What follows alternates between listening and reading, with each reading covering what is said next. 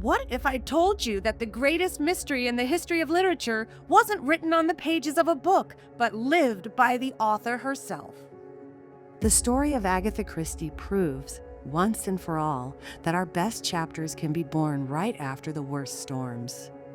In December 1926, the car of the world's most famous mystery writer was found abandoned by the edge of a cliff in England. The engine was off, a suitcase and documents were left behind, but the woman had vanished. Today, we are going to unravel how a brutal betrayal, profound grief, and an emotional breakdown forced Agatha Christie to disappear, and how she rose to become the absolute queen of crime. Agatha's life wasn't always a dark script. She grew up as a girl with an untamed imagination who taught herself to read at 4 years old, hiding from an overprotective mother. When the First World War broke out, she went to work in a pharmacy, and it was there, mixing substances and studying the lethal effects of every poison on the human body, that the seed of her literary empire was planted. Years later, because of a provocative bet with her sister, she created the brilliant Belgian detective Hercule Poirot. But while her literary fame was beginning to bloom, her personal life was about to implode. Imagine the following scenario. We are in the 1920s. Agatha suffers the immense pain of losing her mother, who was her main anchor of affection. Grief consumed her. And then, in the middle of this difficult phase, her husband, Archie, a fighter pilot she was passionately in love with, sits across from her and confesses that he is in love with someone else. He doesn't just confess, he asks for a divorce. If you have ever gone through a massive plot twist in life, you know what it feels like to watch your certainties disappear from beneath your feet. At 36 years old, with a young daughter, Agatha's world crumbled. In the 1920s, a divorce carried an enormous social stigma. The pressure of trying to hold everything together alone while dealing with public exposure and the end of her family was the breaking point. And it was in this state of confusion that, on a freezing night, she left home, got into her car, and simply vanished. The entire country went into a state of obsession. Over 1,000 volunteers scoured the forests. Airplanes flew over the area. Sniffer dogs searched the roads. The press plastered her face on the front pages of newspapers every single day. Even Arthur Conan Doyle, the famous creator of Sherlock Holmes, tried to use a medium to help locate her. 11 days later, the shock. She was found staying at a luxury hotel. And here is the most intriguing and ironic detail of this whole story. She checked into the hotel using a fake name. The last name she chose to use was Teresa Neal.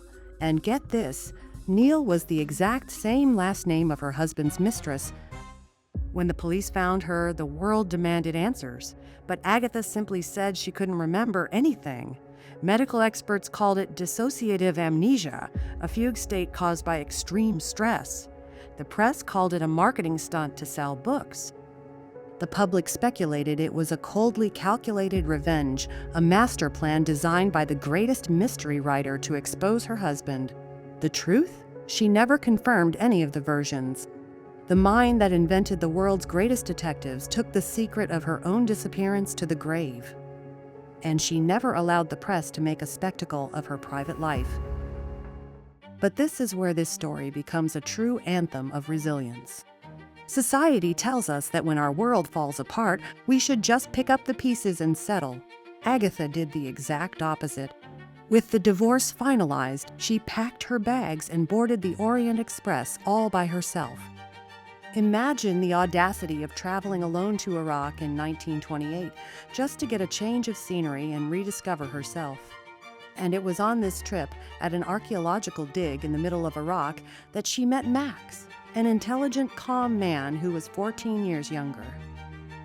They got married, proving that the second act of our lives can have far less drama and far more complicity. It was in the peace of this fresh start, writing on makeshift tables in the desert while her husband cataloged artifacts, that Agatha reached the peak of her literary power, and so she gifted us with Miss Marple. An elderly, soft-spoken lady whom society often considered invisible and harmless. But Agatha used Miss Marple to show that wisdom and keen observation are worth more than brute strength. Miss Marple solved the most complex crimes simply by paying attention to how people act, how they lie, and how they keep secrets. The great lesson Agatha left us through her was that evil rarely has a monstrous appearance. True danger almost always comes dressed as normality, hidden in formal dinners, delicate conversations, and fake smiles. In 1939, as the master of her own destiny, she published And Then There Were None, where 10 people are trapped on an island to face their own actions. The mystery there wasn't just the death, it was the psychological pressure. That book sold tens of millions of copies and immortalized her. In total, the woman who once disappeared in the cold of England sold over 2 billion books throughout history. She is second only to the Bible and William Shakespeare.